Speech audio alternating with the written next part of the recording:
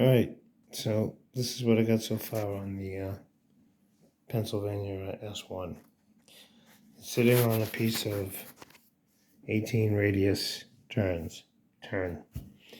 Now, anybody who knows anything about one of these locomotives knows that they don't even work well on 22s or 30s, never mind 18s.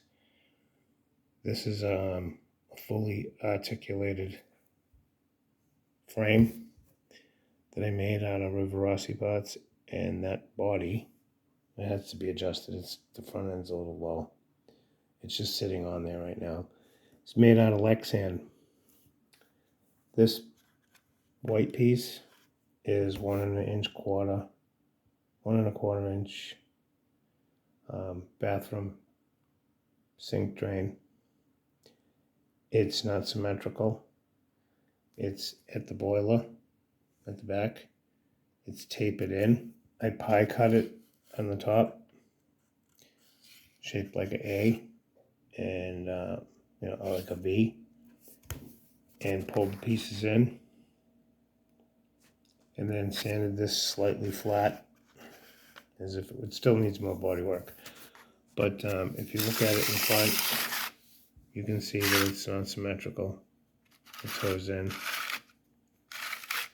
What's holding this thing together is crazy glue and baking soda, and if it's done correctly, it's strong as shit. So this is the front end. Like I said, the shell's not sitting on the frame correctly, but that's the front end. This piece here is a nozzle for a pump gun, to pump urethane and caulking and whatnot. It's the piece that goes in the gun, and then you screw a tip on. Well, I belt sanded it down, and the piece that's in there, remember the CD holders that used to hold the CDs? They used to sit up and would hold 50 CDs, and they had this stick sticking out of the pipe, sticking out of the top, and the CDs would plop down. That's what's inside that hole, and it's belt sanded down and then glued. I need to get in there with a Dremel and sand all this down. The problem with using Lexan is when you bend it a little bit, it straightens back out. So to do a bow, it's really hard. If you use a heat gun, you end up distorting the Lexan, so you have to work with it. Like, the top of this is bent. I tacked it, I spot glued it on one side, dropped a little baking soda on it, let it cure, and then wrapped it around, and then belt sanded it to match, to be a little bit smoother. So from the photographs, I could see that this piece here was raised, so there's another layer over there. This train is about a little over a 1/16 inch wider than what it would be to scale, maybe even a little bit more. It's actually a tick wider than a big boy, and a big boy is wider than the S1. Believe it or not, the S1 is actually narrower than the T1. I don't know why that is, but it is. But this is basically, I upped the size, and the reason being is because I needed the room for this stuff to move around. It does move, just enough where it hits the body on the other side. Well, it hits when the shell is on there evenly, it hits a little bit. But there's going to be caps that space this out. Probably, I would say, less than 1/8 of an inch, just for clearance. So that's what I got so far. I haven't replaced the rear truck yet. The front one, I'll show you what I did here. This is the inside of the shell. See the duct tape that I got rolled up? That's to get the height right. And right now the height is still needs a little bit more adjustment. Once I get the height right, I'll mark the PVC. You can see the black marks already where I was marking it before. Once I get the height correctly, I will put more plastic in, more Lexan and crazy glue, and I'll be able to drill that in. These will be the front screws. I'm going to drill holes through this, and you'll be able to access the screws from underneath. The back I haven't figured out yet. This is going to be my drive shafts. They're not going to be this long. Let's see. Find the motor.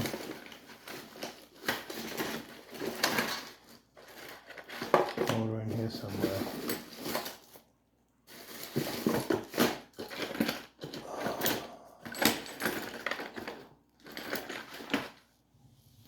Bear with me. Alright, so this motor is going to sit like this.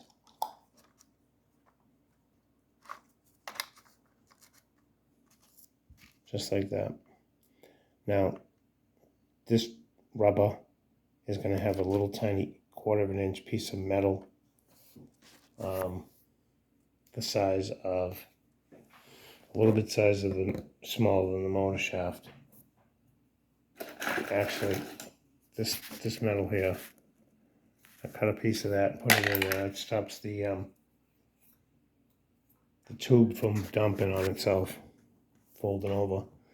So there'll be a motor here, and then a motor back here. And there's plenty of room in the shell for it to move around. So as you can see, hard as a rock. And then you can see the pipe, the plastic tubing in there. And then the back, same thing. I gotta get it in there with a Dremel and get rid of all that extra garbage. The back part here is sitting on this. I don't know, what I'm gonna do. I'm probably gonna chop this off and chop this off and put some neat plastic in there, and then have that screw into this. But we haven't gotten that far yet. That will be one of the last things I do. I gotta get the chassis running first. But she's almost there.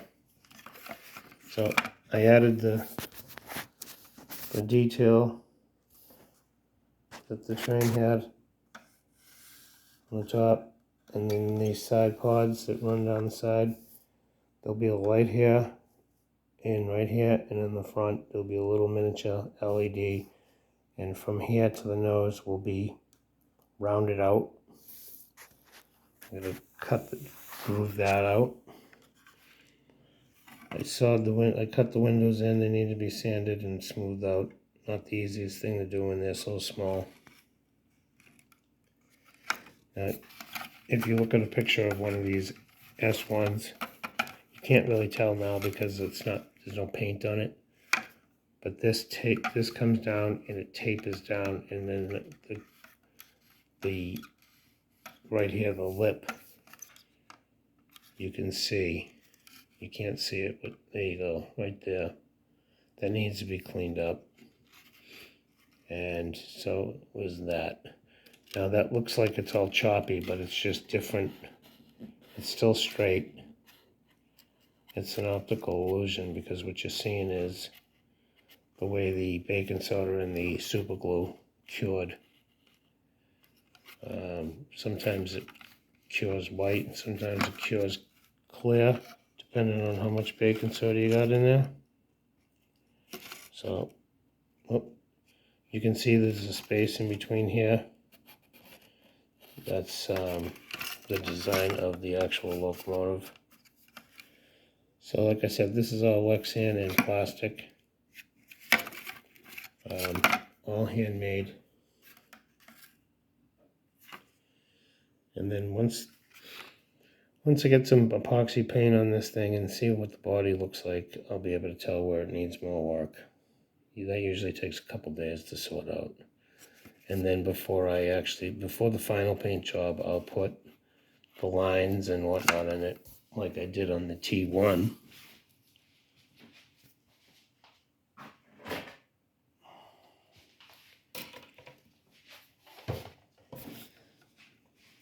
I'll add all the extra lines, like I did in this train, and the extra pieces that need to stick out.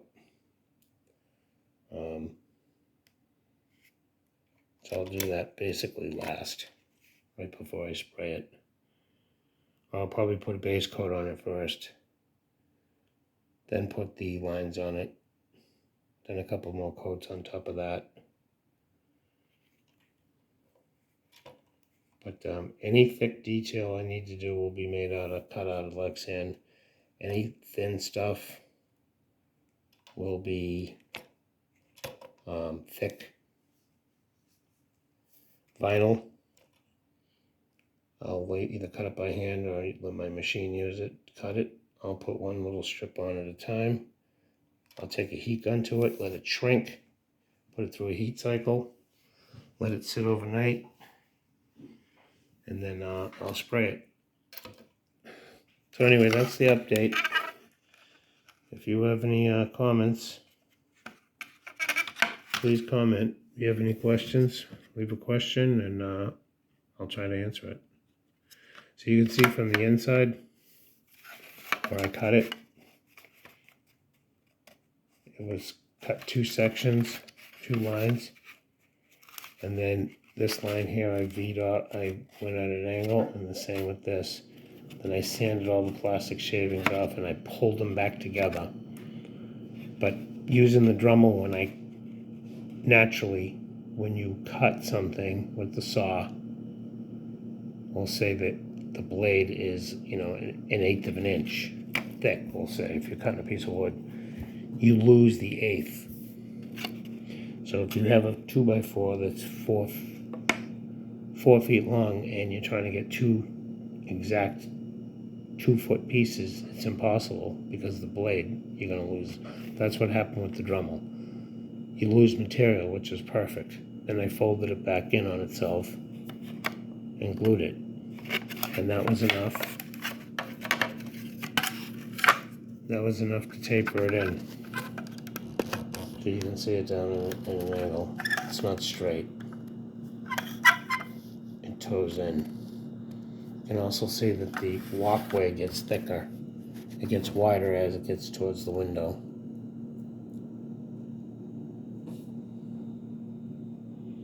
So anyway, like I said, when you're looking at this with it looks like this is horrible, like it's pitted or there's holes. That's actually smooth. That's just discoloration from adding material or removing it and then finding a spot that didn't get glue, and then it's powder. Then I have to re-glue it to cure it. So it looks inconsistent, but it's as smooth as your bottom. Okay, hopefully, I'll have another update in a couple days. Thanks for watching.